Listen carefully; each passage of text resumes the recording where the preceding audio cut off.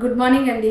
ఈ వీడియోలో మనం మెడ నొప్పి ఎందుకు కారణంగా వస్తుంది, ఎటువంటి ఇన్వెస్టిగేషన్ చేసుకోవాలి, హోమియోపతిక్ ట్రీట్మెంట్ ఏంటనేది క్లియర్గా తెలుసుకుందాం. ఓకే, మనకి వెన్నెముకలో బ్యాక్ బోన్లో 33 బోన్స్ అనేవి ఉంటాయి అన్నమాట. ఈ బోన్స్ అనేవి వర్టిబ్రాస్ అంటారు. ఎలా ఉంటాయంటే ఇలా రౌండ్గా ఉంటూ మధ్యలో చిన్న హోల్ ఉంటూ ఒక దీనిపైన ఒకటి ఇలా 33 అనే ఉంటాయి. 33 అనేది ఒక దీనికి సపోర్టింగ్గా డిస్క్స్ అనేవి ఉంటాయి.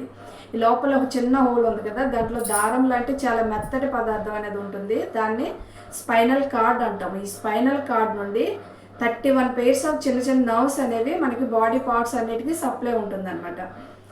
మనకి మెడ నొప్పి ఎందుకు కారణంగా వస్తుందంటే ఈ డిస్క్స్ ఉన్నాయి కదా, ఈ డిస్క్స్ అనేవి అరిగిపోవడం, లేదా ఈ వర్టిబ్రా అనేది ఒకటి ముందుకు ఇలా వచ్చేయడం, దాన్ని ప్రొలాప్స్ అంటాము. లేదా ఈ స్పైనల్ కార్డ్ లోపల మెత్తటి పదార్థం అనేది ఈ ప్లేస్లో వచ్చి ఎర్నియేషన్ అవ్వడం కారణంగా మనకి మెడ నొప్పి అనేది ఎక్కువగా వస్తుంది.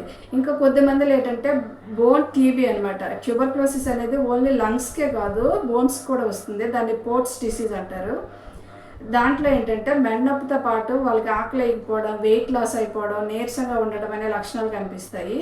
ఇంకొద్ది మందిలో ఏంటంటే స్పైనల్ కార్డ్ ఈ మెత్తటి పదార్థం ఉంది కదా, దానికి ట్యూమర్స్ రావడం, ఈ కారణంగా మనకి మెడ నొప్పి అనేది వస్తుంది. మనం మెడ నొప్పికి దేని కారణంగా వచ్చేదని తెలుసుకోవడానికి ఎంఆర్ఐ స్కాన్ చేస్తే మనకి క్లియర్గా తెలిసిపోతుంది అనమాట.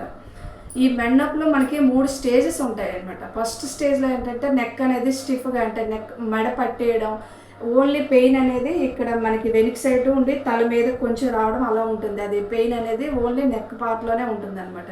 బట్ సెకండ్ స్టేజ్లో రెటిక్యులోపతి అంటారు, సర్వైకల్ రెటిక్యులోపతి అంటారు. ఏంటంటే చేతుల్లోకి మనకు ఒక చెయ్య లేదా 2 చేతుల్లోకి పెయిన్ అనేది రేడియేట్ అవుతుంది.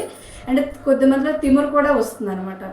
ఇంకా థర్డ్ స్టేజ్లో ఏంటంటే ఈ లోపల స్పైనల్ కార్డ్ ఉంది కదా, దాని మీద కూడా కంప్రెషన్ ఒత్తిడి పడడం వల్ల మనకి చేతులకి కాళ్ళకి రావటం, బాగా వీక్నెస్, నడవడం లేకపోవడం, ఇన్వాలంటరీగా అంటే మోషన్స్, యూరిన్ని కంట్రోల్ చేసుకోలేకపోవడం, ఇలాంటి సిమ్టమ్స్ అనేవి ఉంటాయన్నమాట. ఈ 3 స్టేజెస్లో మనకి నెక్ పెయిన్ అనేది ఉంటుంది. ఒక్కొక్క స్టేజ్లో మనకి ఫస్ట్ సెకండ్ స్టేజ్లో రికవరీ ఛాన్సెస్ అనేవి ఎక్కువగా ఉంటాయి. థర్డ్ స్టేజ్కి వచ్చేటప్పుడు కొంచెం కష్టం అవుతుంది. ఈవెన్ సర్జరీ కూడా నీడ్ అవ్వచ్చు వాళ్ళకి.